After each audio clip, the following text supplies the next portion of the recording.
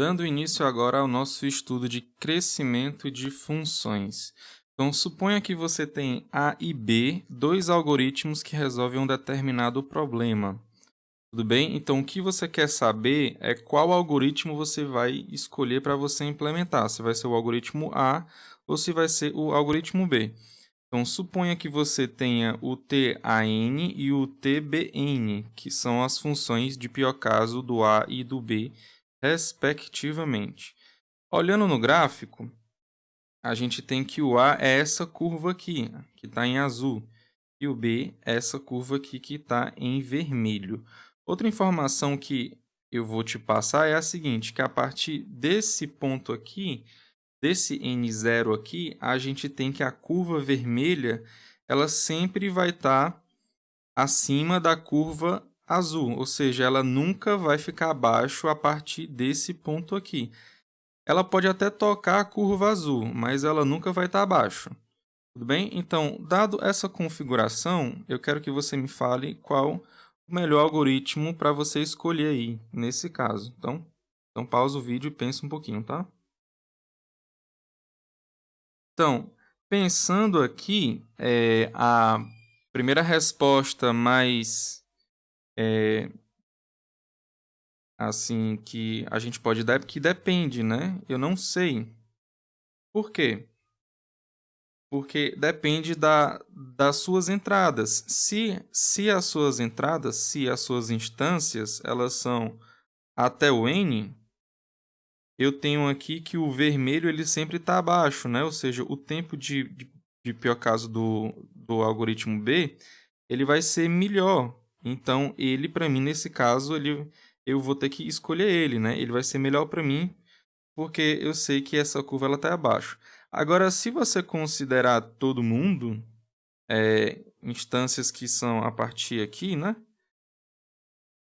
O A ele vai ser melhor, tudo bem? Porque eu tenho certeza de que o A sempre vai estar abaixo. Ele pode estar igual essa curva vermelha, mas ele vai, de modo geral, assim, vendo assim do jeito que está aqui, ele sempre vai ficar abaixo, tudo bem?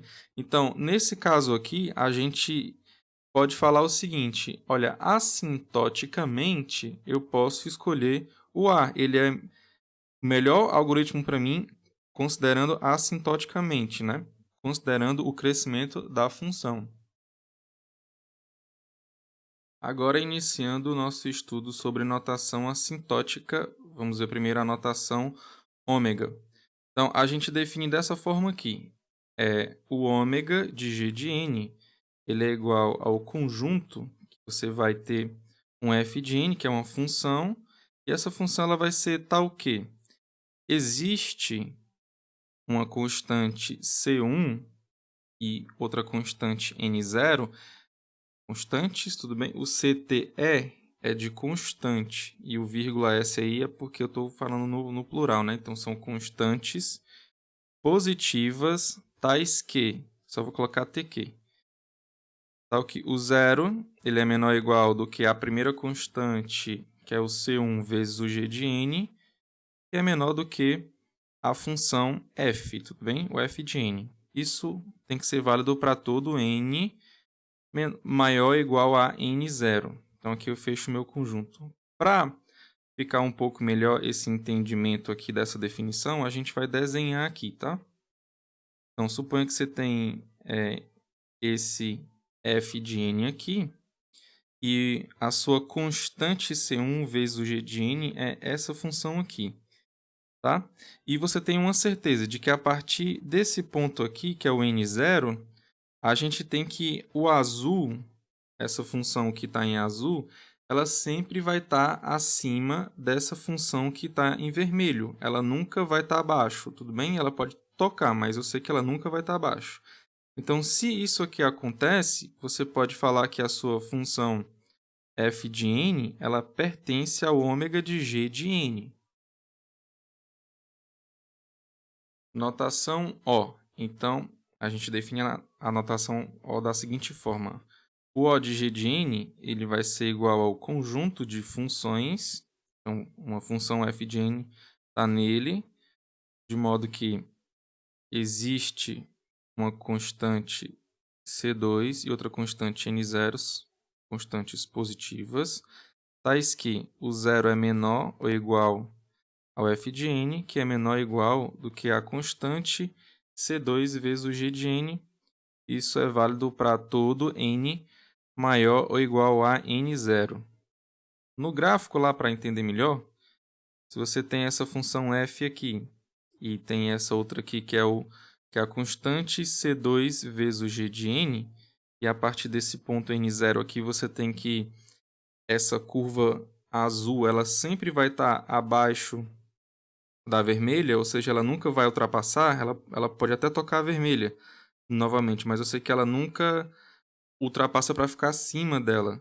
Então, quando você está nessa situação aqui, você pode falar que o f de n ele pertence ao O de g de n. Notação θ. Então, na notação θ, a gente define ela da seguinte forma. O θ de g de n ele é igual a um conjunto de funções, tal que o f de n pertence a ele, tal que existem C1, C2, N0 constantes positivas, tais que o zero é menor ou igual que o C1 vezes o G de N, que é menor ou igual que o F de N, que é menor ou igual que o C2 vezes o G de N, e isso é válido para todo N maior ou igual a zero. Não, desculpa, é válido para todo N maior que N0, tudo bem? Então, aqui você tem o seu gráfico para você entender isso melhor, tá? Então, suponha que aqui seja a sua função f. Aqui você vai ter a sua função C1 vezes g de n. Aqui a sua função, a de cima é C2 vezes g de n. A de baixo é C1 vezes g de n, tá? Essas duas funções que estão em vermelho. E a gente tem uma certeza de que a partir desse ponto aqui, a função azul, que é a f de n, ela sempre está abaixo dessa função que é C2 vezes g de n, e ela sempre está acima dessa função C1 vezes g de n. Tudo bem? Então, eu sei que ela sempre, ela sempre vai estar entre as duas. Ela pode tocar numa ou então na outra, mas eu tenho a certeza de que ela sempre vai estar entre as duas funções, tá? Então, quando tiver nessa situação aqui, a gente pode falar que o f pertence ao θ de g de n. Um teorema bem interessante sobre essas notações é que se você pegar duas funções f e g, a gente tem que o f pertence ao θ de g se e somente se o f pertence ao ômega de g e também pertence ao O de g. Tudo bem? Aparentemente parece ser bem simples isso aí, né? Então, a prova desse teorema eu vou deixar como exercício para vocês, tá?